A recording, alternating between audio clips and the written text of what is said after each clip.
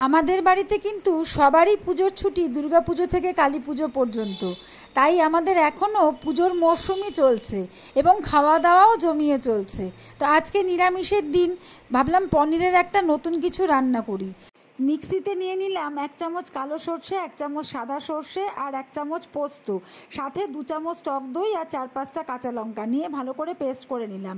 এবার পনিরগুলোর মধ্যে ওই পেস্টটা ঢেলে তার মধ্যে দিয়ে দিলাম কিছুটা কাঁচা সর্ষের তেল, আর দিলাম একটু হলুদ আর স্বাদ মতো নুন মিষ্টি, আর 4টে চেরা কাঁচা লঙ্কা।